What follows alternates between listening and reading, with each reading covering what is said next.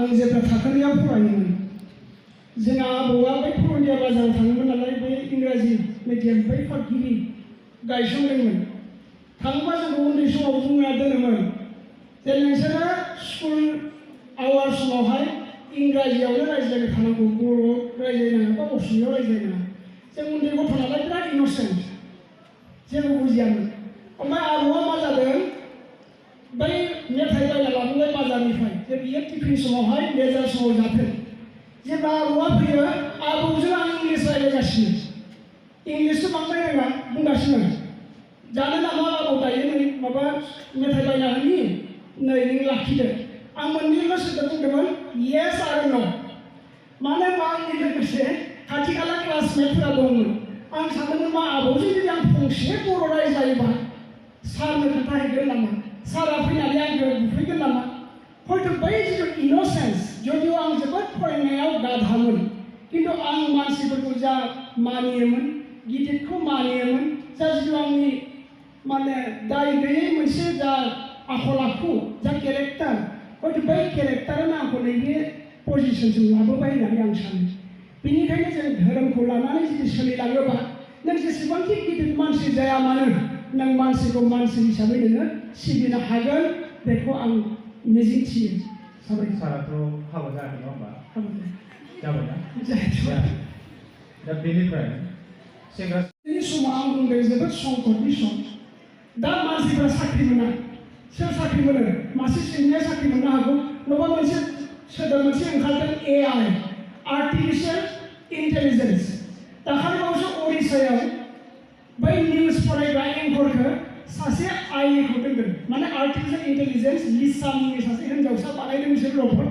आरो बिथाङा निउज फरायगासिनो मानो बेबायदि थासारिया जोंनि फैदों माने बिथांमोननो TRP नांगौ डेलि रेटिं पइन्टखौ नांगौ मानसिफोरा बांद्राय बिथांमोननि चेनेलखौ नायनांगौ बेनिखायनो जोबोद बे मानसिजों मानसि जा जोंनि अनलायनाय मानबीयता हिउमेनिटि बुस्थुआ गैला दिनै बावैसो निउयर्कआव मा जादों जितु इंलिश फिल्मफोरनि जा ड्रेस डिजाइनार थाबाय कस्टिउम डिजाइनार थाबाय हेयार ड्रेसार खानाय एक्ट्रेसफोरनिखौ डिजाइन खालामग्रा बिथांमोना साख्रिखौनो मोनलानो दा बिथांमोननि जायगायाव सोरखौ लायो बै रबटफोरखौसो लायोनो रबटफोरखौ लाबा मा जायो बिथांमोना जानाय लोंनायखौ होनाङा बिथांमोना मेंनोबो रोंला बिथांमोना दाखालि आंखौ मुगा गाज्रि रोखोमै माने आखल दिन्थिदों आं बिजों दिनै लेट जाना थानाय नायनि आं गैयाबा मावनो हाया जोंनियाव बै जिनिसा मानसिफोरनियाव थायो दा बेनिखायनो निउयर्कआव दाखालि 150 दिन स्ट्राइक खालामदों दा बेबायदि गोबां गाज्रि थासारिया फैदों जोंनि मानसिफ्रा अनेक जुजिनांगोन जोंनिया मैया दाखालिसो बे हाबा जानाय बे हिन्जाव गोदानफ्रा थानाय स्ट्रेट जानाया बारा बावाखै दा बे समावनो जुदि रबटखौ इन्ट्रडिउस खालामोबा होमबा जोंनि बै इउटिउबार बा जायफ्रा खानाय स्ट्रेट खालामनानै जिउ खुंलांनो सानदों बिथांमोना मा जागोन इयुनाव 10 बोसोरसोनि उनाव अक्सफर्ड आरो केम्ब्रिज इउनिभार्सिटिफोरखौ नायोबा बै 1000आवनो एस्टाब्लिश जानाय आरो जोंनि बड'लेण्डखौ नायोबा नै मैया दाखालि BTC जाखांनायनि उनावसो होमबा जों खमानो 1,500 बोसोरसो जों उनाव दङ गुबुन हादोरफोरनिफ्राय दा बेनिखायनो बैदि समाव जों जुजिलांनोबा जों निश्चय जों धोरोमखौ हमथाना लाखिनांगोन आरो बे धोरोमजोंनो जोङो जिउखौ दैदेनलांनांगोन अब्लासो जोंहा बै मोजां साननायफ्रा जोंनियाव जाफुंगोन दाखालिबावसो चन्द्रयान 3खौ लन्च खालामबाय दा बेवहाय जों माब्लाबा मा जायो मानसिफ्रा गिदिर जायोबा डक्टर इन्जिनियार जायोबा जों धोरोमखौ मानिया जालाङो जों जेब्ला साख्रि मोना धोरोमखौ जों फुजिबाय थागोन मंगलबारै थांबाय थागोन थानसालियाव साख्रि मोनखांनायनि उनाव जाबै मानो गाव भगबान होनो इसोरखौलाय मानो साख्रि मोनबाय आरो गारि मोनबाय दा बिदि नङा दा जों दाखालि साइन्टिस्टफोरखौ नुदों जेब्ला लन्च खालामबाय गावबा गावनि जा ट्रेडिसनेल ड्रेस बेखौ गाननानै आइजोफ्राबो आरो बे हौवाफ्राबो थांनानै माने गावबा गावनि थानसालियाव थांनानै सिबिहैदों जाहाथे बिथांमोना साक्सेसफुल जायो बेनिखायनो जिउआव जाफुंसार जानोबा साक्सेस जानोबा धोरोमखौ नांथारगोन आरो बिथां अबंलारिखौ जों सिबिनो नांथारगोन बेखौ आं साफ्रोमबो कलेजाव फरायदों नाथाय मा जाबाय थादों जोंनि बुहुमाव माबायदि नोङो फरायनायखौ लांनांगोन अब्ला नों साख्रि मोनगोन बै एवारनेसआ जोबोद गोनांथि नों जिउआव मा जानो थादों बेखौ थिग खालामखा आरो लोगोसेयैनो नोङो मा जिनिसखौ खालामोब्ला नों बै थांखिसिम सहैनो हायो बेखौ मोनथिना लानाया मोजां बेखौ मोनथियोबा नों जिउआव जाफुंसार जागोन। आरो जोंहा मा जायो गावनि जा सिलेबासाव थानाय बिजाबखौथ' फराया एक्सट्रा बिजाबखौथ' फरायखाया बेखौनो फरायबावबाय। मा जायो जों बै नट्सनि सायाव बांद्राय जोङो डिपेन्ड खालामो। सोरनिबा नट्स मोनगोन नामा माने सर्टकाट जेसेबां हागौ जोङो सर्टकाटै साक्सेसफुल जानो सानो। दा बे सर्टकाटखौ माब्लाबाबो साननाङा। नों माबा मोनसे हयथ' नोङो पजिसनाव मोनहैबाय नों मास्टारानो जाबाय खिन्थु फोरोंनो हायाबा बे गिदिर नोंनि पाप जागोन। आं मास्टार साख्रिखौथ' मोनबाय आं दिनै बेथनबो लाबाय खिन्थु आं गथ'फोरनो नांगौ बायदि आङो शिक्षाखौ होनो हायाखै। आङो मा आं थगायदों गावखौ थगायदों अबंलावरिखौ थगायदों आरो लोगोसे आङो बे फरायसा फरायसुलि बा समाजखौ थगायदों।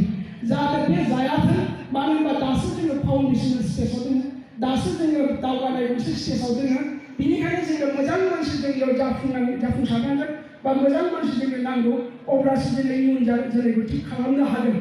बेनिखायनो आं बुङो क्वालिटिखौ दानानै ला। क्वालिटिया नोंनियाव थायोबा नोंनि बे साक्सेसआ नोंखौ उल्थायैसो सफैगोन। गाबोन हयथ' नोंनियाव मोनथाम मोनब्रै एपइन्टमेन्टआ फैगोन। दिनै बे साख्रि मोनैया साख्रि आनएमप्लयमेन्टनि जिथु प्रब्लेम बे प्रब्लेमा दिनैल' नङा बै 1857नि जों जारिमिनखौ नायबाबो मोनथिगोन जे बै समावबो जानला मोनला साख्रिखौ मोनामोन। बेनिखायनो बै जिथु आनएमप्लयमेन्ट जिथु प्रब्लेम बे प्रब्लेमा दिनैबो बेनो सिगांबो बेनोमोन पास्टआवबो बेनोमोन थांनाय दिनफ्रावबो बेनोमोन। खिन्थु बेनिखायनो जों बै क्वालिटिखौ दानानै लानो हायोबा जों निस्सय जों बयबो सासे मा जागोन गावनि थांखिसिम सहैनो हागोन बेखौ आं सानो। गिबियावनो आङो गावनि आइ आफाखौबो आङो साबायखर बावो। बिथांमोननि थाखायनो आं दिनै नैबे पजिसनसिम सफैनो हादों। मानो होनबा जोंहा बाबाया क्लास 4सिमखौसो फरायदोंमोन बै समनिनो आरो आइआ स्कुलाव थांफेराखै। जाय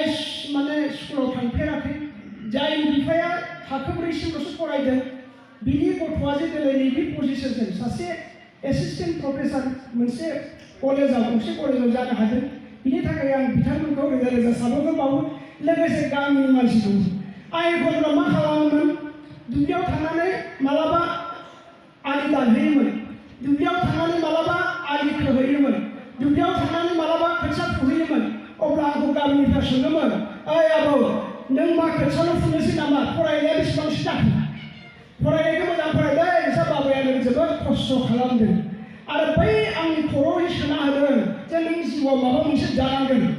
इउ हेभ टु डु सामथिं डिफारेन्ट फ्रम इयर पेरेन्टस। नोंनि मा नोंथांनिफ्राय एसे आलादा रोखोमै नोङो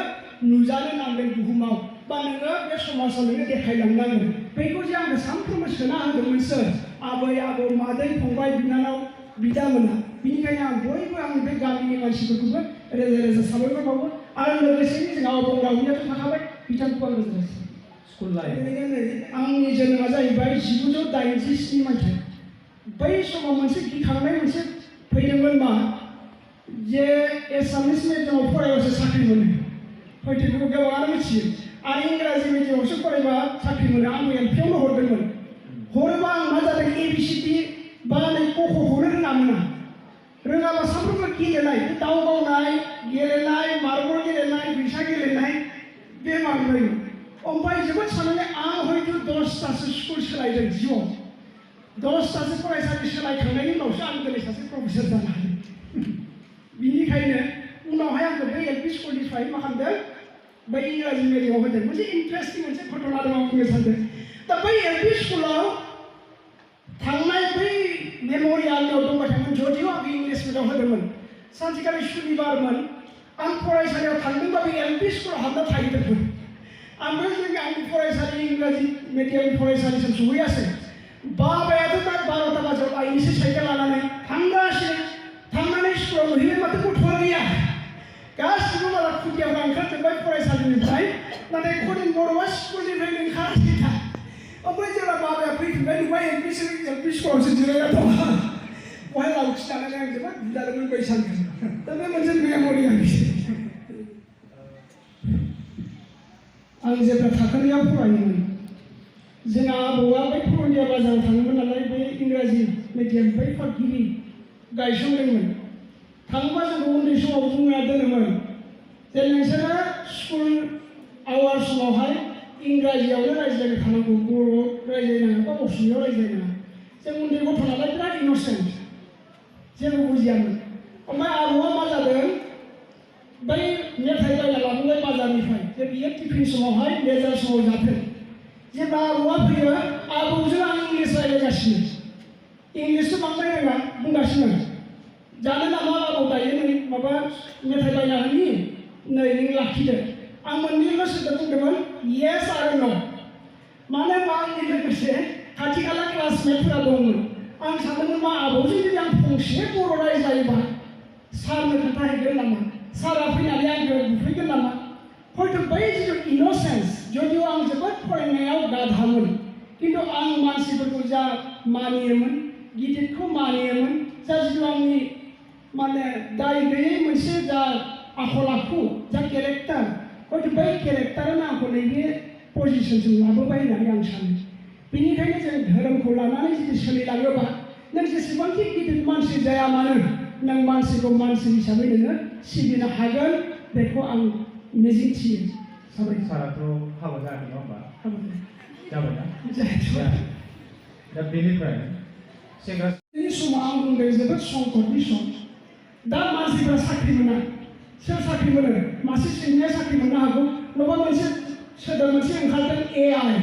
आर्टिफिशियेल इन्टेलिजेन्स दाखालि बावैसो उरिष्यायाव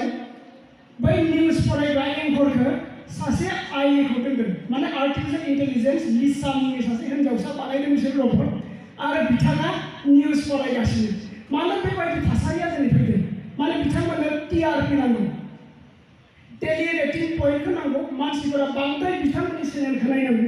बेनिखायनो जोबोद बे मानसिजों मानसि जा जोंनि अनलायनाय मानबीयता हिउमेनिटि बुस्थुआ गैला दिनै बावैसो निउयर्कआव मा जादों जितु इंलिश फिल्मफोरनि जा ड्रेस डिजाइनार थाबाय कस्टिउम डिजाइनार थाबाय हेयार ड्रेसार खानाय एक्ट्रेसफोरनिखौ डिजाइन खालामग्रा बिथांमोना साख्रिखौनो मोनलानो दा बिथांमोननि जायगायाव सोरखौ लायो बै रबटफोरखौसो लायोनो रबटफोरखौ लाबा मा जायो बिथांमोना जानाय लोंनायखौ होनाङा बिथांमोना मेंनोबो रोंला बिथांमोना दाखालि आंखौ बबेबा गाज्रि रोखोमै माने आखल दिन्थिदों आं बिजों दिनै लेट जानानै नायनो आं गैयाबा मावनो हाया जोंनियाव बै जिनिसा मानसिफोरनियाव थायो दा बेनिखायनो निउयर्कआव दाखालि 150 दिन स्ट्राइक खालामदों दा बेबायदि गोबां गाज्रि थासारिया फैदों जोंनि मानसिफ्रा अनेक जुजिनांगोन जोंनिया मैया दाखालिसो बे हाबा जानाय बे हिन्जाव गोदानफ्रा थानाय स्ट्रेट जानाया बारा बावाखै दा बे समावनो जुदि रबटखौ इन्ट्रडिउस खालामोबा होमबा जोंनि बै इउटिउबार बा जायफ्रा खानाय स्ट्रेट खालामनानै जिउ खुंलांनो सानदों बिथांमोना मा जागोन इयुनाव 10 बोसोरसोनि उनाव अक्सफर्ड आरो केम्ब्रिज इउनिभार्सिटिफोरखौ नायोबा बै 1000आवनो एस्टाब्लिश जानाय आरो जोंनि बड'लेण्डखौ नायोबा नै मैया दाखालि BTC जाखांनायनि उनावसो होमबा जों खमानो 1,500 बोसोरसो जों उनाव दङ गुबुन हादोरफोरनिफ्राय दा बेनिखायनो बैदि समाव जों जुजिलांनोबा जों निश्चय जों धोरोमखौ हमथाना लाखिनांगोन आरो बे धोरोमजोंनो जोङो जिउखौ दैदेनलांनांगोन अब्लासो जोंहा बै मोजां साननायफ्रा जोंनियाव जाफुंगोन दाखालि बावैसो चन्द्रयान 3खौ लन्च खालामबाय दा बेवहाय जों माब्लाबा मा जायो मानसिफ्रा गिदिर जायोबा डक्टर इन्जिनियार जायोबा जों धोरोमखौ मानिया जालाङो जों जेब्ला साख्रि मोना धोरोमखौ जों फुजिबाय थागोन मंगलबारै थांबाय थागोन थानसालियाव साख्रि मोनखांनायनि उनाव जाखै मानो गाव भगबानखौ इसोरखौलाय मानो साख्रि मोनबाय आरो गारि मोनबाय दा बिदि नङा दा जों दाखालि साइन्टिस्टफोरखौ नुदों जेब्ला लन्च खालामबाय गावबा गावनि जा ट्रेडिसनेल ड्रेस बेखौ गाननानै आइजोफ्राबो आरो बे हौवाफ्राबो थांनानै माने गावबा गावनि थानसालियाव थांनानै सिबिहैदों जाहाथे बिथांमोना साक्सेसफुल जायो बेनिखायनो जिउआव जाफुंसार जानोबा साक्सेस जानोबा धोरोमखौ नांथारगोन आरो बिथां अबंलारिखौ जों सिबिनो नांथारगोन बेखौ आं सानो साफ्रोमबो कलेजाव फरायदों नाथाय मा जाबाय थादों जोंनि बुहुमाव माबायदि नोङो फरायनायखौ लांनांगोन अब्ला नों साख्रि मोनगोन बै एवारनेसआ जोबोद गोनांथि नों जिउआव मा जानो थादों बेखौ थिग खालामखा आरो लोगोसेयैनो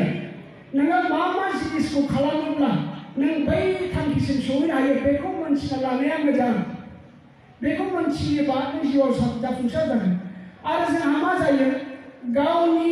जा सिलेबासाव थानाय बिजाबखौथ' फराया एक्सट्रा बिजाबखौथ' फरायखाया बेखौनो फरायबावबाय मा जायो जों बै नट्सनि सायाव बांद्राय जोङो डिपेन्ड खालामो सोरनिबा नट्स मोनगोन नामा माने सर्टकाट जेसेबां हागौ जोङो सर्टकाटै साक्सेसफुल जानो नागिर सानो दा बे सर्टकाटखौ माब्लाबाबो साननाङा नों माबा मोनसे हयथ' नोङो पजिसनाव मोनहैबाय नों मास्टारानो जाबाय खिन्थु फोरोंनो हायाबा बे गिदिर नोंनि पाप जागोन आं मास्टार साख्रिखौथ' मोनबाय आं दिनै बेथनबो लाबाय खिन्थु आं गथ'फोरनो नांगौ बायदि आङो शिक्षाखौ होनो हायाखै आङो मा आं थगायदों गावबो थगायदों अबंलावरिखौ थगायदों आरो लोगोसे आङो बे फरायसा फरायसुलि बा समाजखौ थगायदों जाहाथे बे जायाथों मानो होनबा दासो जोङो फाउन्डेसन स्टेजाव दङ दासो जोङो दावगानाय मोनसे स्टेजाव दङ बेनिखायनो जोङो मोजां मानसि जोंनियाव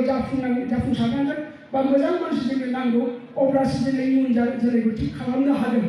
बेनिखायनो आं बुङो क्वालिटिखौ दानानै ला क्वालिटिया नोंनियाव थायोबा नोंनि बे साक्सेसआ नोंखौ उल्थायैसो सफैगोन गाबोन हयथ' नोंनियाव मोनथाम मोनब्रै एपइन्टमेन्टआ फैगोन दिनै बे साख्रि मोनैया